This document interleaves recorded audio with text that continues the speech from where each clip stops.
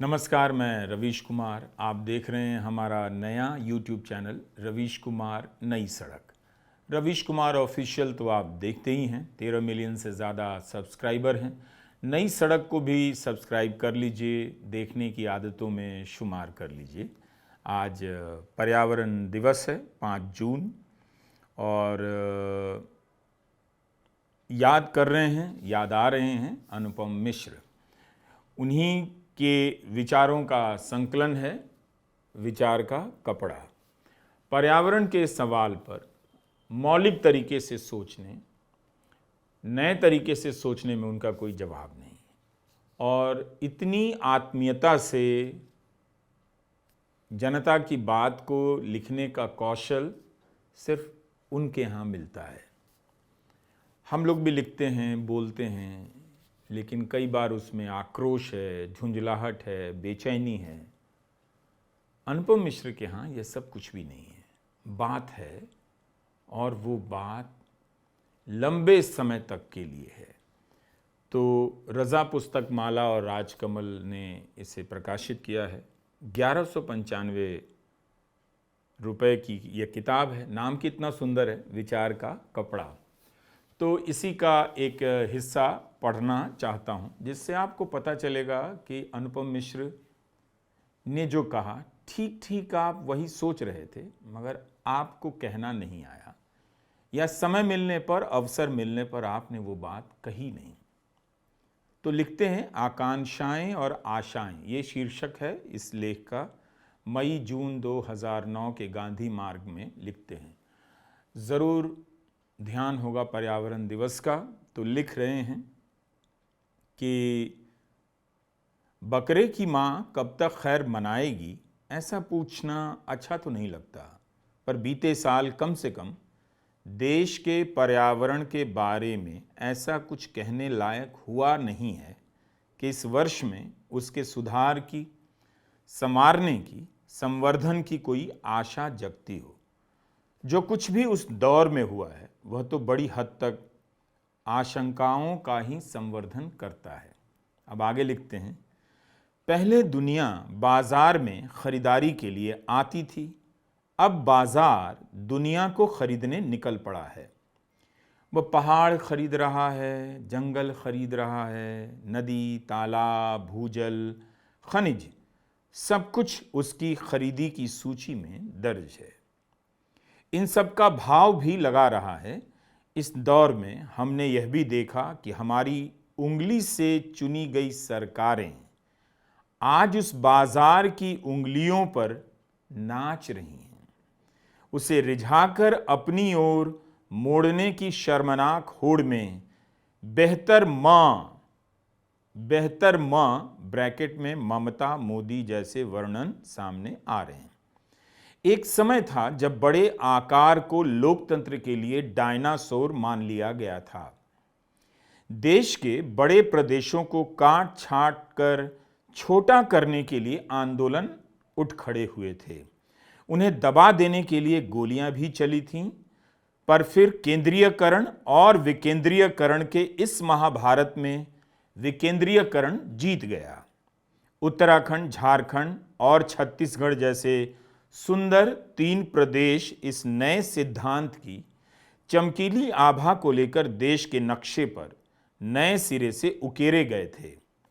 यूं पहले न जाने कब बने 2-3 छोटे प्रदेश तरह तरह की आशंकाओं के धुएं में ढक ही गए थे। आज इन सभी प्रदेशों में जंगल, जमीन और जल को लेकर तहलका मचा है।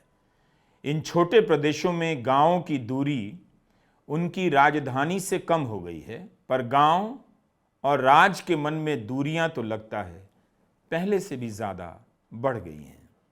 ये अनुपम मिश्र लिखते हैं और छोटे राज्यों में पर्यावरण की हालत के बारे में बता रहे हैं। उत्तराखंड का उदाहरण देते हैं, गोवा का उदाहरण देते हैं और झारखंड का उदाहरण देते हैं और लिखते हैं कि भले ही सरकारों, अखबारों में खबर ना हो, पिछले साल जैसलमेर के रामगढ़ क्षेत्र में मात्र 9 सेंटीमीटर पानी गिरने पर भी बिप्रासर और उसके आसपास के कई गांवों में पूरे 1 वर्ष के लिए पीने का पानी जमा कर लिया गया था।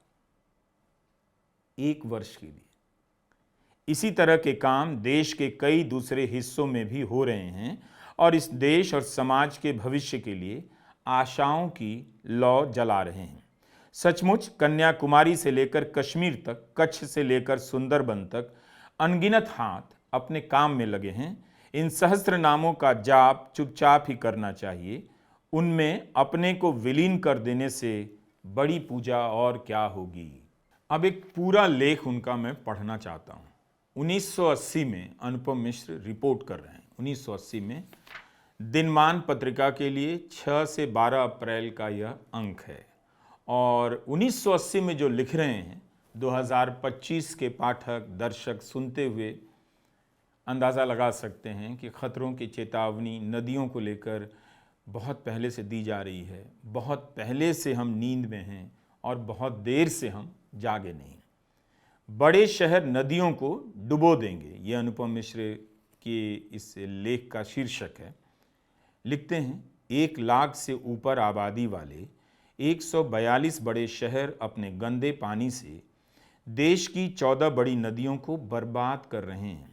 ये नदियां हैं ब्रह्मपुत्र, ब्राह्मणी, कावेरी, गंगा, गोदावरी, इंदु, कृष्णा, महानदी, माही, नर्मदा, पेन्नार, साबरमती, सुवर्णरेखा और ताप्ती। इन शहरों में रहने वाले कोई 6.50 करोड़ लोग हर रोज इन प्रमुख नदियों से 864 करोड़ लीटर साफ पानी लेते हैं। 864 करोड़ लीटर और उपयोग के बाद 700 करोड़ लीटर गंदा पानी वापस नदियों में बहा देते हैं। गंदे पानी का 44% भाग यहां वहां होकर तथा 56% भाग नगरपालिकाओं की पक्की नालियों से बहकर नदी में जाता है। इन शहरों की नगरपालिकाएं इस 700 करोड़ लीटर में से सिर्फ 275 करोड़ लीटर पानी को निथारने या छानने का इंतजाम कर पाई हैं। ज्यों का त्यों मिल जाने वाला शेष गंदा पानी इन 14 नदियों के साफ पानी को ले डूबा है, जिनके सहारे देश की 80% आबादी बसी है। लगातार गंदी होती जा रही नदियों का असर खेतों और गांवों पर भी पड़ रहा है। खतरे की इस घंटी को बजाया है केंद्रीय जल प्रदूषण निवारण और नियंत्रण मंडल ने। पर्यावरण को लिखने के लिए कई बार यह शिकायत की जाती है कि हिंदी भाषा पर्याप्त नहीं है। ये बोगस बात है।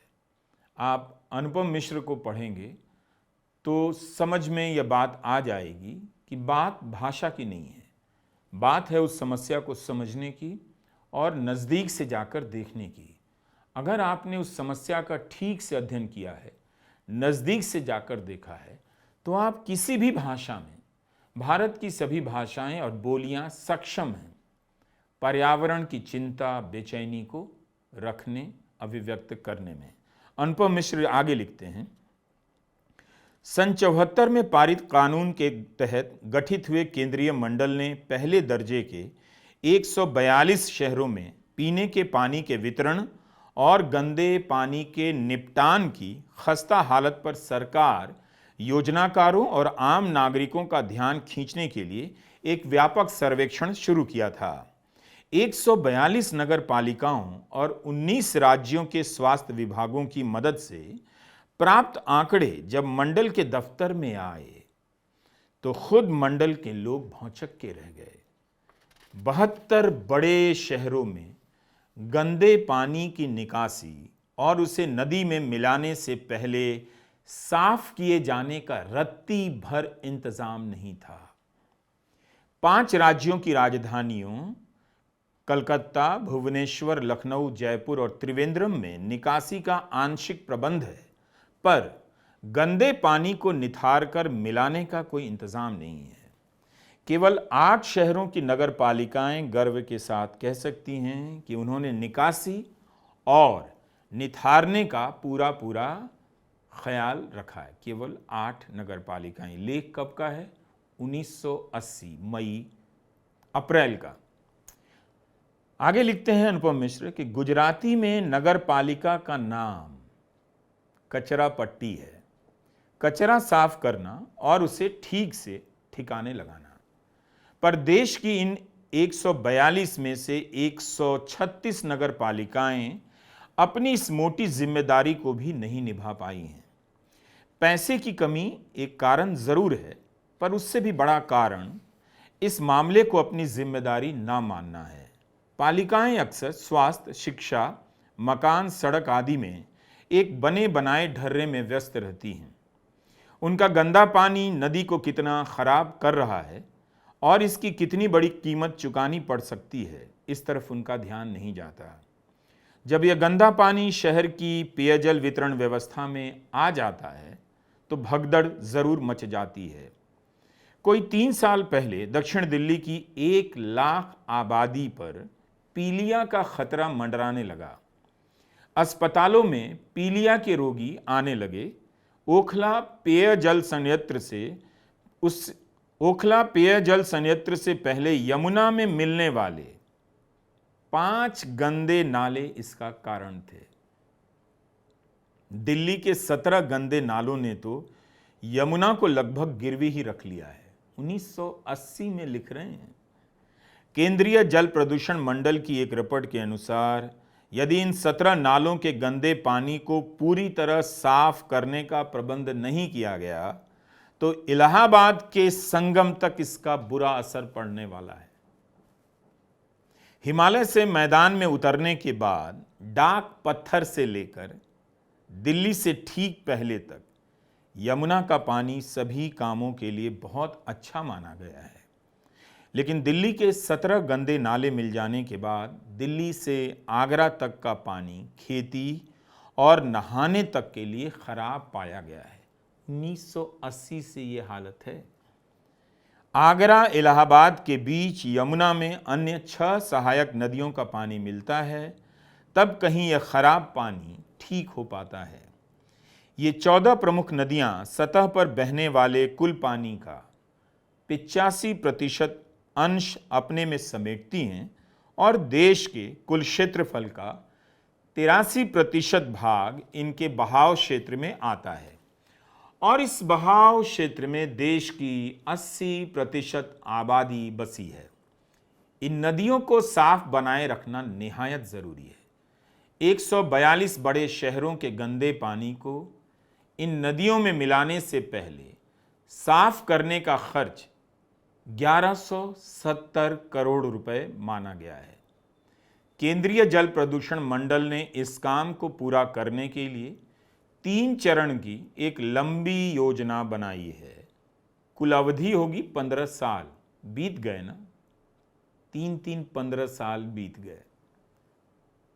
लेकिन योजना आयोग ने देश की कुल शहरी आबादी के लिए सिर्फ पक्की भूमिगत नालियों पर 850 करोड़ रुपए का प्रावधान रखा है। इसमें से गंदे पानी को साफ करने का इंतजाम नहीं है। 1980 मंडल का दर्जा सलाहकार संगठन जैसा है, इसलिए आशंका तो यही है कि सरकार उसकी राय पर अमल नहीं करेगी। पैसे की कमी से ज्यादा बड़ी रुकावट राजनीतिक इच्छा शक्ति की होगी। अमल के अभाव में 142 बड़े शहर हर रोज 425 करोड़ लीटर गंदा पानी देश की प्राणदायी नदियों में मिलाते रहेंगे। ये 6 से 12 अप्रैल 1980 के दिनमान में छपा है। अनुपम मिश्र ने इसकी रिपोर्टिंग की है और ये सवाल उठाए हैं। आज तक यमुना के पानी को साफ करने का मुद्दा गरमाता है। हेडलाइन बनती है, यमुना नदी का पानी 1980 के दशक की तुलना में और ज़्यादा गंदा और भयावह नज़र आता है। राजनीतिक इच्छाएं हर दौर में रही हैं, इसका दावा किया जाता रहा है, लेकिन यमुना का पानी साफ नहीं हुआ, यह सबके सामने है और यही सच भी है, यही सच भी है। तो विचार का कपड़ा हमने सोचा कि नई सड़क के लिए अनुपम मिश्र जी को याद करने का इससे बेहतर तरीका क्या हो सकता है। तो उनकी लिखी हुई बातों को पढ़ते हुए भी थोड़ी शांति आ जाती है। मगर आप जनता हैं, पाठक हैं, दर्शक हैं और मतदाता हैं, तो आपके मन में इतनी शांति नहीं आनी चाहिए। ये सवाल आना चाहिए कि क्या आपने वोट देते समय पर्यावरण के सवालों को प्रमुखता दी? ख़राब पानी पीने से आपके घर में बच्चे बीमार पड़ रहे हैं, आप बीमार पड़ रहे हैं, आपकी पूरी ज़िंदगी की कमाई अस्पतालों के चक्कर में बर्बाद हो रही है, लेकिन इसके बाद भी वोट आप जात और धर्म के नाम पर देने जाते हैं। हज़ार तरह से लोग समझा रहे हैं ऐसा मत कीजिए, आप लाखों तरह से रास्ता निकाल लेते हैं, ऐसा ही करेंगे। नमस्कार, मैं रवीश कुमार।